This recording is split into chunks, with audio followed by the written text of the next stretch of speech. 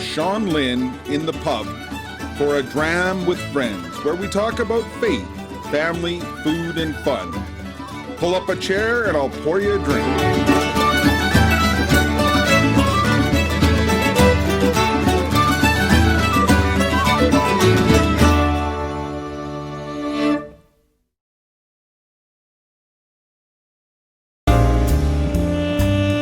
Episode 29. We are extremely excited to have our good friend Monsignor Owen Kennan join us in the pub. Sit back as I pour us a dram and listen to his tales.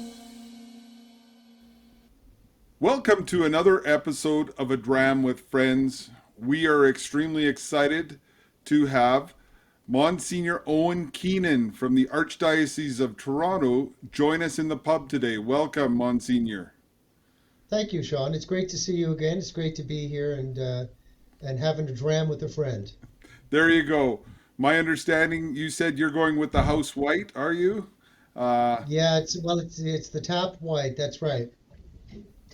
And I'm gonna go with the Whistler. Nice. Because in my extensive research about the Kennan name, it's an Irish descendant, and I always look for a reason to drink Irish whiskey. So, Well, for an Irishman, I don't drink at all. I gave it up for an alcoholic friend, and when he's back on the wagon, I'm going to do a swan dive off. It's been a thirsty, dry few years, but a wonderful guy, and it's my little sacrifice to bring him back to health. So that's you have faith in amazing. me. And Yeah. well, I want to thank you very much for joining us. First, I gotta ask one quick question. What's the proper short form of Monsignor? Because that's trying to get that right is I didn't know. You mean to spell? yeah, like when I'm sending an official note to Monsignor Owen, I don't want to Oh, write it's out the whole MSG. Monsignor. In English, it's MSGR. Okay, this is good to know because Yep. I think we in French and Italian they use MONS. well, thank you for that clarification because believe it or not, you are the first Monsignor to show up in the pub, and I'm not familiar with that many Monsignors these days. So tell us a bit about who Monsignor Owen Kennan is. Well, I'm a priest of the Archdiocese of Toronto. My parents, as you gathered, are both from Ireland. Um, they met and married here in Toronto, and I ended up being born in Edmonton. My parents went to the Northwest Territories, but my dear old mother, God rest her soul, she used to say, you can tell a man by his shoes and a woman by her hat. And if she didn't wear a hat, you could tell her by her gloves. And if she doesn't wear gloves, well, that tells you everything.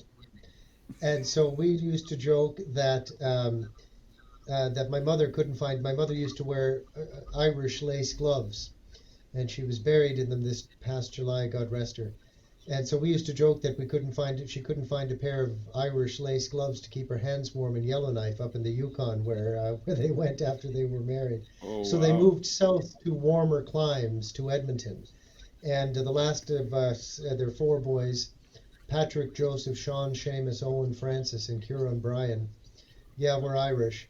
The last three of us were born in Edmonton. But we like to think of ourselves in Edmonton as that city above Calgary. And that's the way God made it. So I won't go so far as to say that Calgary is beneath us, but we'll let those who look at the As map as, draw as those they as they conclusions. say, Monsignor, it's your story. Tell it the way you want. So, uh, So anyhow, in 1986, my parents always wanted to move back to Toronto, and in 1986, they had the chance to do it. My dad was offered to transfer, and so back to Toronto they came.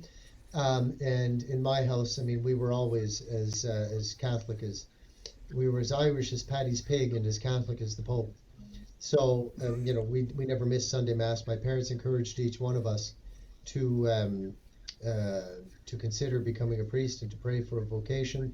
And one of us ended up hearing the call, and so I'm a priest. I've been ordained here in Toronto since May of 2002. So I'm coming up on 19 years in a couple of months, and I couldn't be happier. I don't know why more young men don't think about the priesthood, because it's a wonderful, wonderful, wonderful life. It's not an easy life, but it's a wonderful one. So I was ordained for 2 years, and Cardinal Ambrosic sent me off to Rome to get a license in canon law. I was back after 3 years doing that in Toronto for 2 years. And then I was asked by Cardinal Collins to go back to get a doctorate in canon law. And I was just on my way out the door to begin that when he called me and said, we change of plans, that I had been asked to take a position at the Secretary of State in Rome at the Vatican. And so that's where I was for 7+ years, from 2009 through 2016. And I came home, and I've been pastor of this wonderful parish of Merciful Redeemer Parish in Mississauga in the west end of the Archdiocese of Toronto since January of 2017. And I love it. I love it. Happy to be home. And I really, really love the people in this parish. Great place. Wonderful. I couldn't be happier. Well, and I met you in both of those worlds. We first met in Rome. I was coming through with a boys rugby team, and you were gracious enough to take me to for a private tour of the papal apartment, and that was The a Apostolic Palace. life Yes, that's changing right. event. And then Yeah, it's I not everybody who gets in there. well, yeah, when I It, told the tour guide what I was doing, she goes, "You must know a cardinal." And but No, not quite. Not now, not ever. Uh, yeah, no, that was, I remember our visit. And, the nice thing, of course, I worked in the Apostolic Palace every day. And, maybe familiarity breeds, if not quite contempt, then at least perhaps nonchalance. And so I always got the most out of being in the Apostolic Palace, and I enjoyed it most. As with all beautiful things in life, you get the most out of it when you share it with others.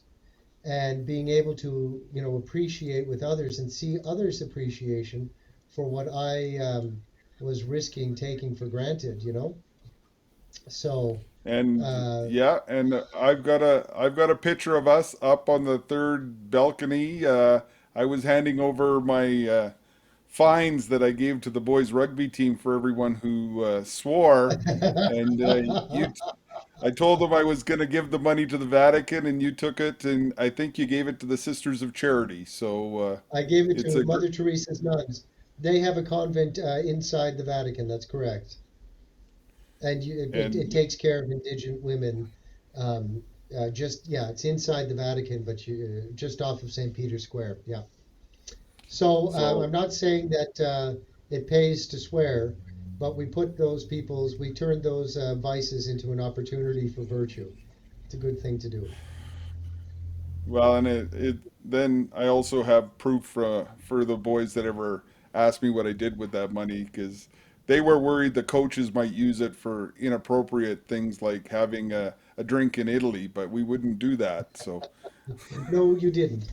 I can confirm that those who doubt the veracity of Sean's claim, I will confirm that in fact that money has been put to good use, assisting those in need. So, and then the second time I was because I went with the boys rugby team and I had to take my lovely bride there because we had gone to Israel and it made sense to stop in Rome on the way home. And then you gave us a tour, and my wife's still trying to recover from that. She figures we did 20 kilometers in that 2 hours or 3 hours. You're an avid walker, is what we found out. yes, I'm sorry. Fast walker. Now, some would say I'm a fast talker, but I think what they mean is fast walker.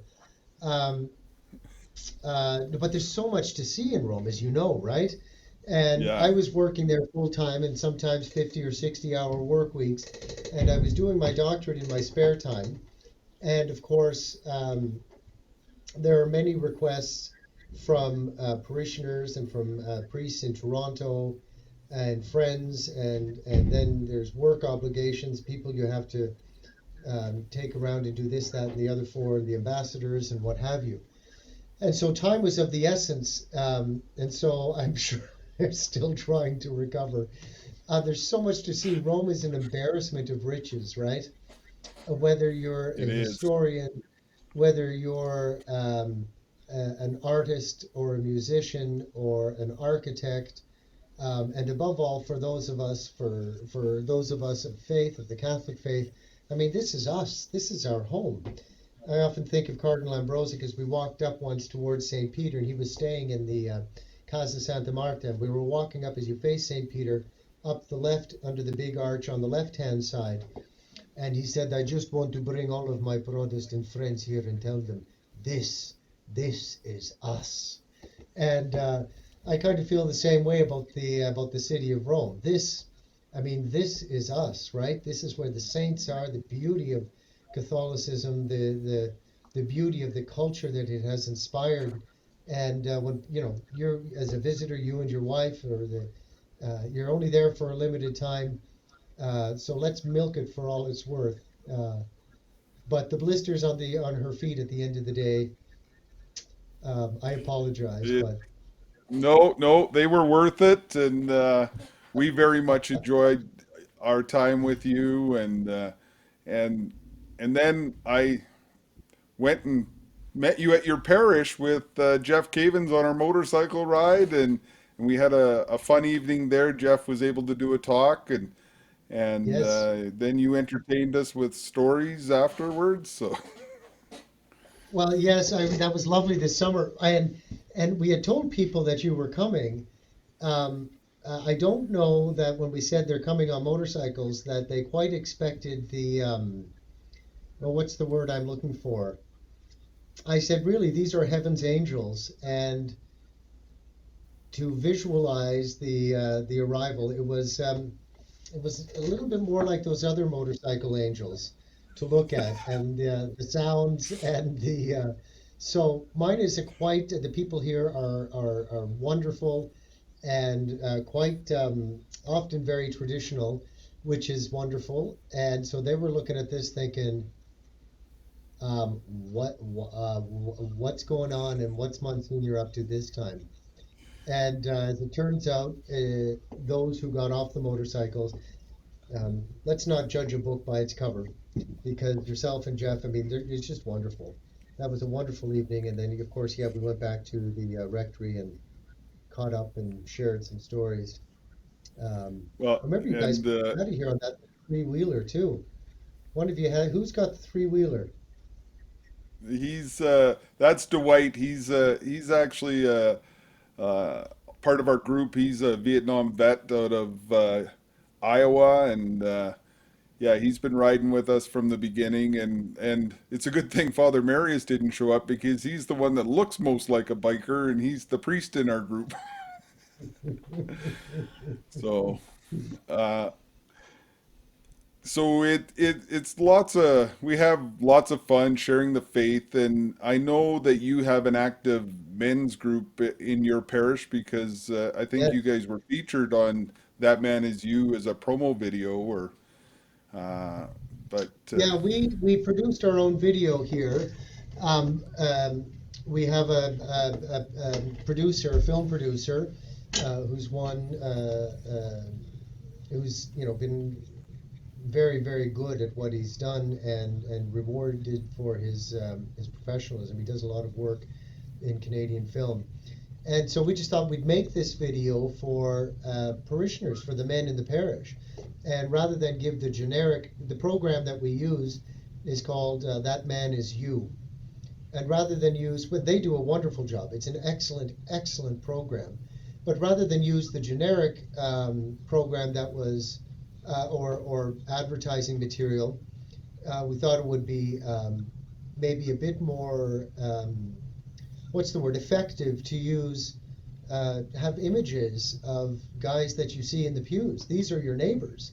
Um, um, these are the guys that you see each Sunday, and when you hear them talking about it, and as I'm sure you know from your experience, um, the most valuable part of the men's program, I'm not sure how it works with you, but of course there's great teaching, there's instructive videos and wonderful material.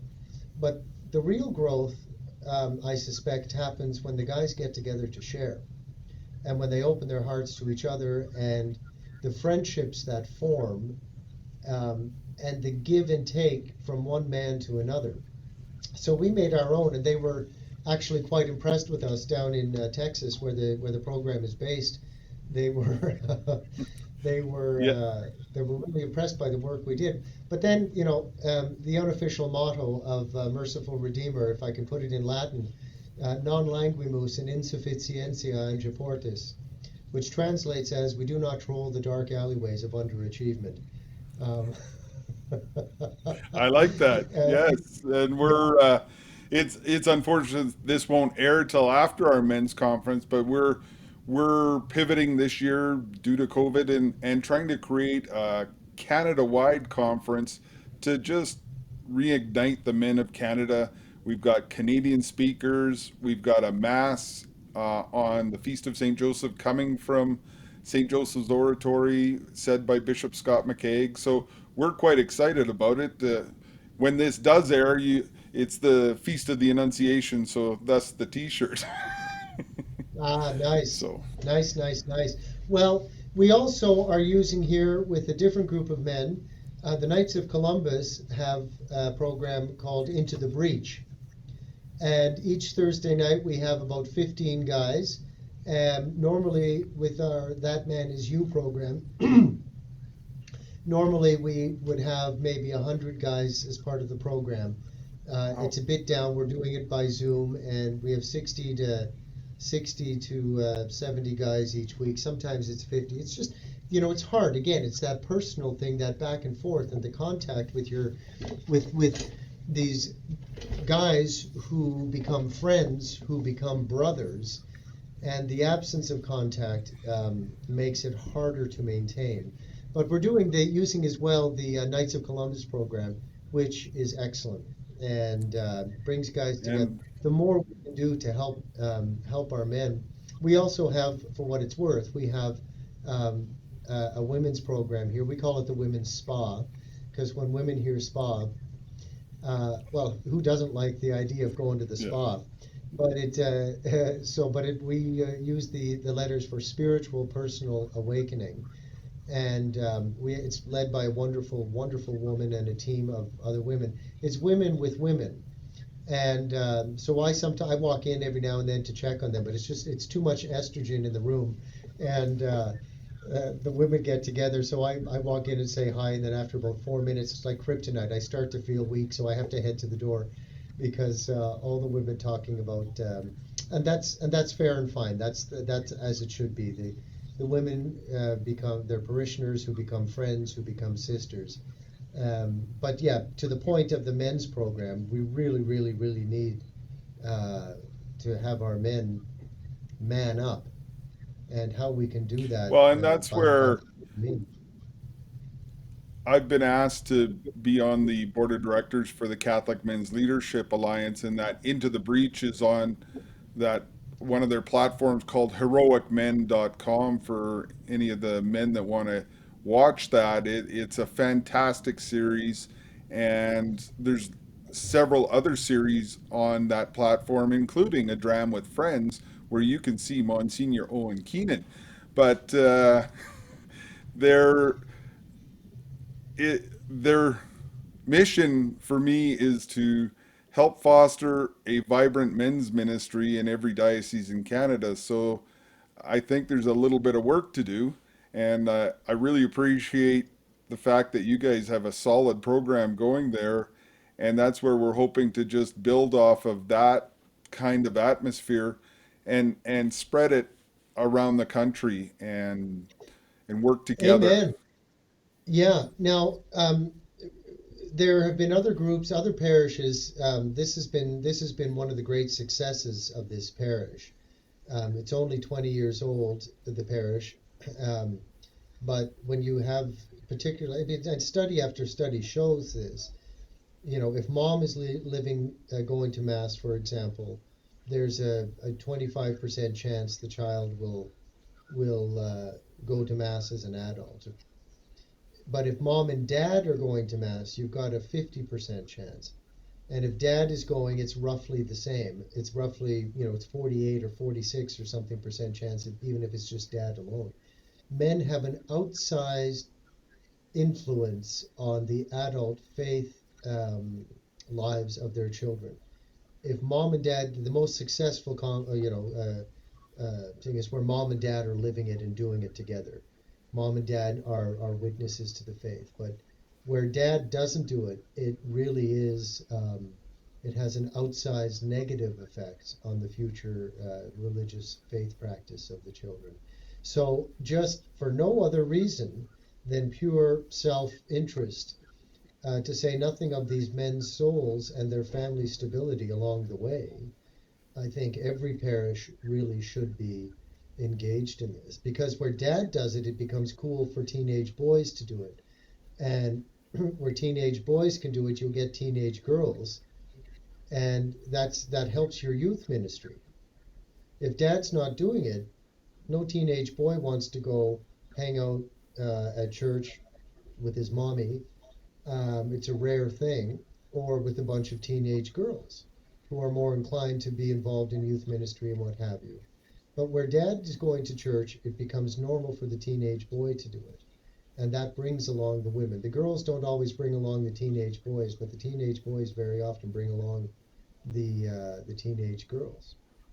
There you And go. so And again, yeah, I was just going to we've say, for no other reason than pure self-interest, but also because it's a measure of confidence in what we have. This is good news. People need this. The faith isn't something that absolutely. we. The faith is something that we should joyfully and confidently, and with humility, but with vigor, share. If we're not convinced it's good news, we're not going to draw anybody. So, do people need this? Yes. And so, what's the one of the most effective ways to get it to the greatest number of people and keep them engaged is to do it with men. Now, I'm uncertain when you say to have a ministry, a men's ministry in each diocese. There are parishes in Toronto that use different programs, but there is, I think, strictly speaking, no diocesan men's ministry, right? And In the that's sense, go ahead. Yeah, and that's what we're trying to explore and just see. It was interesting. I was on a meeting with, as I'm slowly trying to build across the country, men from Southern Ontario. One of them was at that talk that Jeff gave at your parish, and just now they're talking about maybe having a conference for Southern Ontario men's conference and just trying to figure out ways to reach men. And it's not something that the diocese necessarily needs to do. Like God Squad Canada is a lay association within the diocese that I think fulfills that role. It's like you say, challenging men to be activated disciples, as Jeff Cavins calls it. And and I was just doing an interview for Peter Stockland, and therein lies the problem that you're talking about, where many parishes you go on into, and the only person you see as a male on the altar is a priest, and the young men Yeah. go, okay, what do, so I don't belong there, kind of thing, unless I want to be a priest, which is not what we want our young men to learn about the faith, is that men are active and fully part of the faith along with the women. It's a cooperative, but men need to become that leader of the faith in their home. It's not something that's just assigned to the wife. Yeah, absolutely. And from the perspective of promoting vocations, I mean, if I thought that as a grown man I was going to be spending my time hanging out with women, that's not particularly attractive. I mean, I like women, don't get me wrong, but no guy wants to. I don't know. You know, maybe I'm treading on thin ice, or I'm not explaining myself well as I say this. Um, I mean, I have no problem with. We would be nowhere without the enormous presence of good, faithful women in our parishes in so many ways, in so many ministries. I mean, whether it's a function of time or of dedication or greater freedom, I don't know. But most of our ministries in any parish, women are far more likely to be involved um, and engaged than men. Now that may be because um, if there's going to be a single breadwinner, it's usually the husband, and therefore the wife has more time. That might be it. Or I take nothing away from the many women who work and all the rest. But uh, guys need guys too. Um, Men need men, and I see this. We need to be brothers to each other. It's absolutely. Maybe it's because we're not as emotionally articulate with one another as women can be, but uh, there's a lot to be said from being with each other as men and learning from each other and being men with each other. I often find as a priest as well, when a guy who loves his wife and he loves his children, and it's very, very hard being a dad. You've got to pay your mortgage, you've got to get your kids to school on time, and then their ballet lessons, and they may have older parents who are not well, and there's a million things going on, and they can't always keep their friendships up with their guy friends. But they're so, they'll come to church and they almost cling because they they don't realize it or haven't.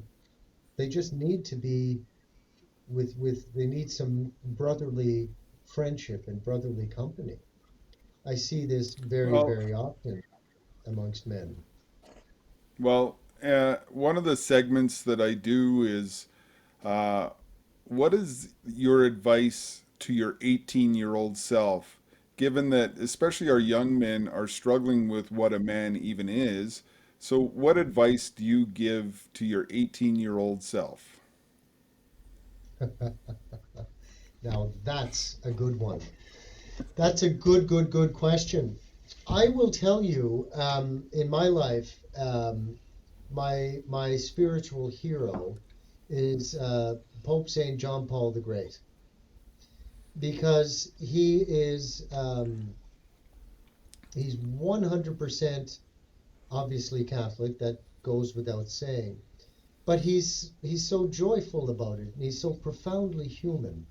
Um, he can laugh and he can cry. He can be angry and forceful, and he can be gentle and tender. Like, he's a real model of what a man could be. My advice would be to find yourself a good, saintly, manly model, and get to know a saint, a manly saint, well.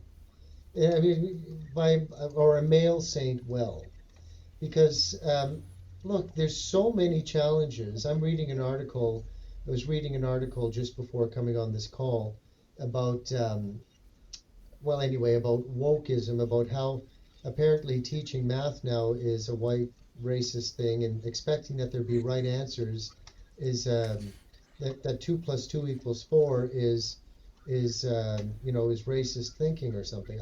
I don't. I have to go back and read the article. It seems so ridiculous to me.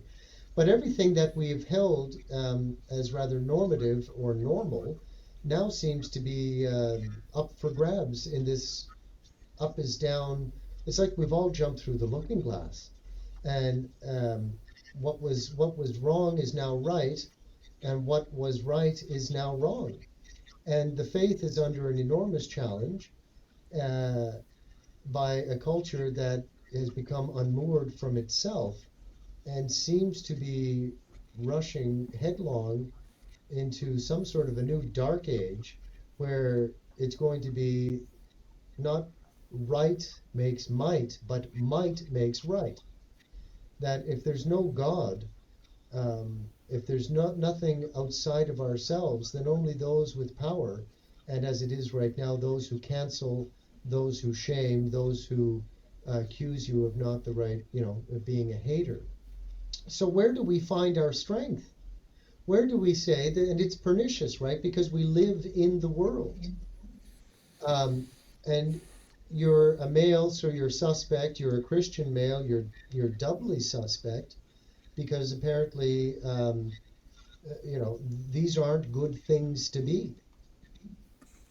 So how do we keep the faith against the enormous challenge of a culture in which we belong, where we have a right to be, to which we, contribute and belong to and build up, but which doesn't seem to have much respect or regard for that which we believe. In fact, finds it toxic or hateful or whatever you want to call it.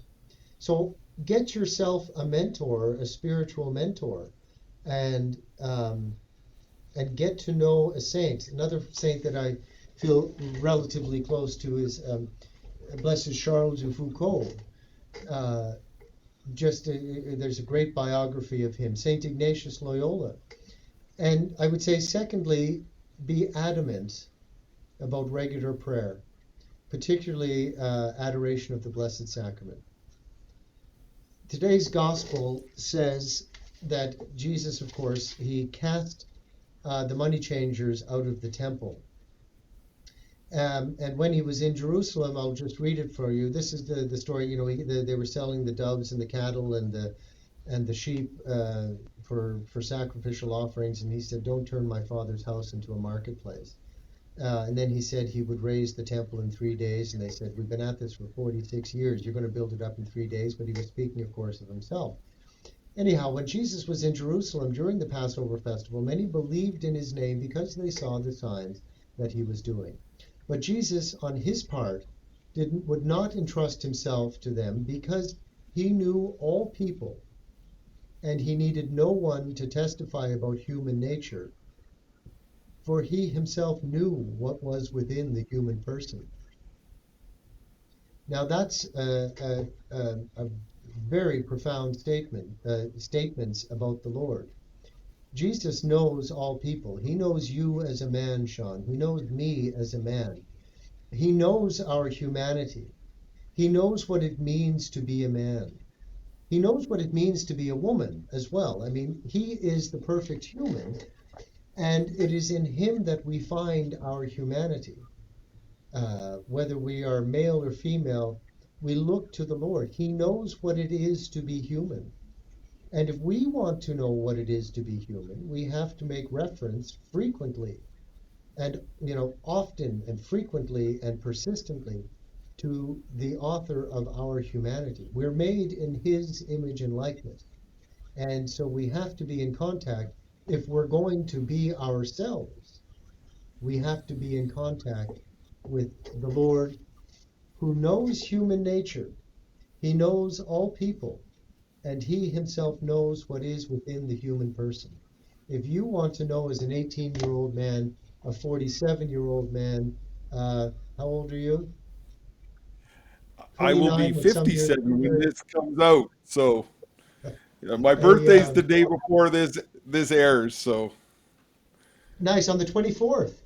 the 24th. Yes, this is my birthday Mine's present the, from last year. mine's the So 23rd, and this is my birthday oh, present from last year.